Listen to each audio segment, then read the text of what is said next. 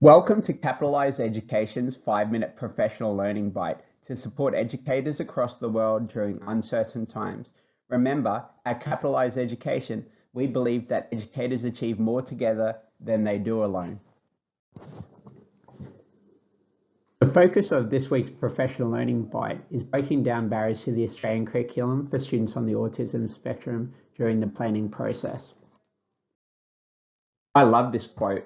Once you have met one child on the autism spectrum, you have met one child on the autism spectrum. That's because every student on the spectrum is so different.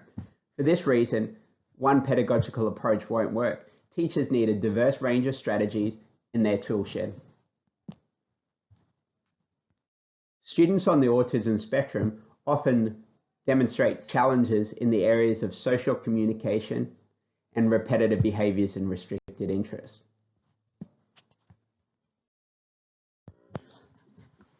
Whilst there are many characteristics of students on the autism spectrum, this week we're going to focus on challenges associated with executive functioning. Executive functioning consists of three main skills: working memory, the ability to think flexibly, and self-control. Executive functioning is responsible for many skills. So a student who has challenges with executive functioning will have difficulties paying attention, organising, planning and prioritising activities, starting tasks, staying focused on those tasks and completing the tasks, understanding different points of view, regulating their emotions and keeping track of what they are doing.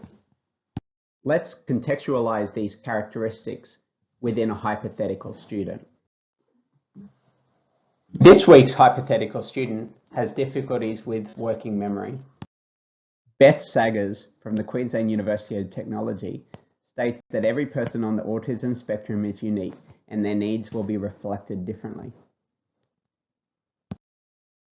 Whilst the characteristics of students on the autism spectrum may be similar, it's important to delve deeper into the functional impact so that we can determine how we can support students. The Australian federal government defines functional impact as the impact on curriculum access and participation, communication, mobility, personal care and social participation. So it's the impact that the characteristics of autism have whilst a student is at school.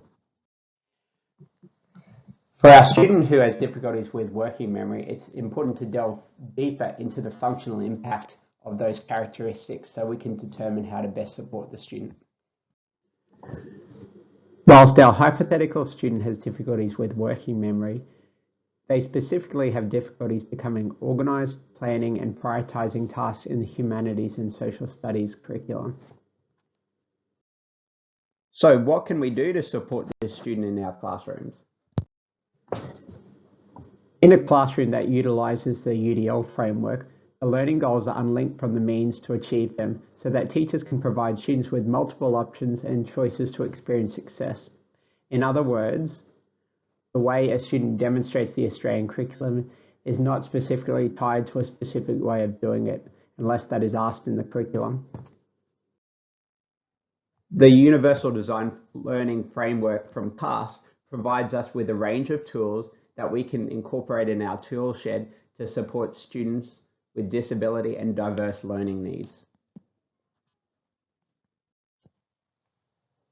To best determine the most effective UDL checkpoints to support this student, we have to go back to the characteristic. For this student, it is difficulties with working memory. Our student has difficulties planning, organising and prioritising tasks in the humanities and social studies curriculum. For our student who has difficulties becoming organised, planning and prioritising tasks in the humanities and social studies curriculum, the best way we can support them is to ensure that there is construct validity in the curriculum. In other words, we're teaching what the Australian curriculum asks us to teach, and we're only assessing the student on what the Australian curriculum achievement standards are actually asking of the student. What could this look like during the planning process? Before we get started, let's contextualise this process within the Australian curriculum Year 6 Humanities and Social Studies curriculum. Specifically, the achievement standard asking students to identify a range of primary and secondary sources and locate, collect, organise and categorise relevant information to answer inquiry questions. During the planning process, educators need to ask themselves 2 questions. The first question educators need to ask themselves is, what is the Australian curriculum asking the students to demonstrate? The second question educators need to ask themselves is, what is the Australian curriculum not asking the students to demonstrate? Sometimes it's easier to define what something isn't asking them to do than what it is.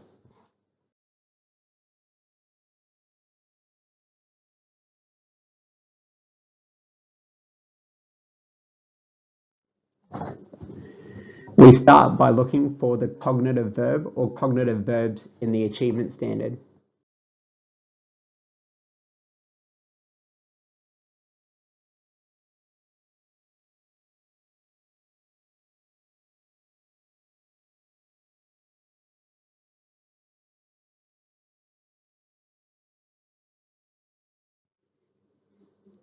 In this achievement standard, the cognitive verb is identify.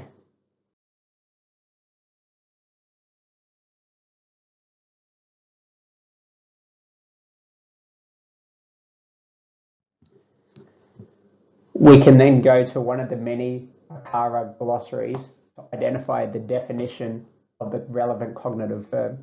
In this case, identify means to recognize or name someone or something. Educators then need to ask themselves 2 questions. What is the cognitive verb asking the students to demonstrate? And what is the cognitive verb not asking the students to demonstrate? A good way to record your ideas is to record them in a table. A better way to do this would be to do it collaboratively with your colleagues. When we look at the cognitive verb, it's asking a student to recognize a primary or secondary source. It's also looking for the student to name something as a primary or secondary source. It's not asking them to explain the definition of a primary or secondary source, describe a primary secondary source, compare a primary and secondary source, or contrast the primary and secondary source.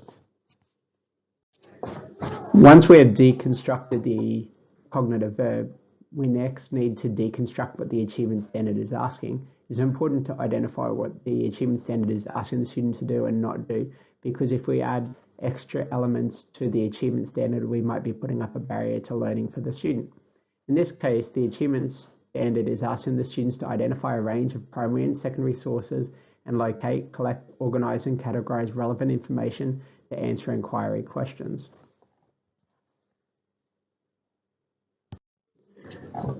Remember, the 2 questions are, what is the achievement standard asking the students to demonstrate? And what is the achievement standard not asking the students to demonstrate? I often find it easy if I start with the second question.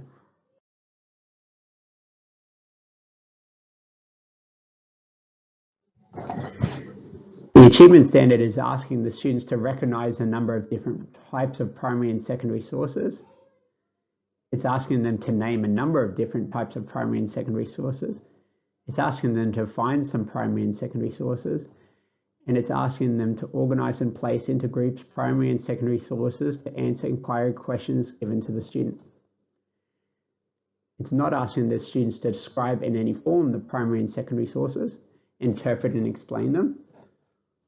It's also not asking them to create their own inquiry questions to answer using the primary and secondary sources. There is significant contemporary peer-reviewed literature that looks at the importance of teachers collaboratively deconstructing the curriculum to determine the knowledge, skills and abilities they need to teach, and also the knowledge, skills and abilities that students need to demonstrate.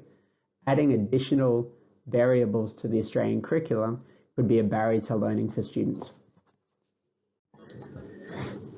Now that we've looked at ways that we can break down barriers to learning for students with disability and diverse learning needs during the planning process, we can start looking at the UDL framework as a way of overcoming barriers during the teaching and assessing elements of the planning, teaching and assessing cycle. That is our professional learning bite for this week. This week, we looked at how we can support a student on the autism spectrum with difficulties with executive functioning through the Universal Design for Learning framework. Remember, it's important that educators work together, not in isolation. As the African proverb goes, if you want to go quickly, go alone. If you want to go far, go together.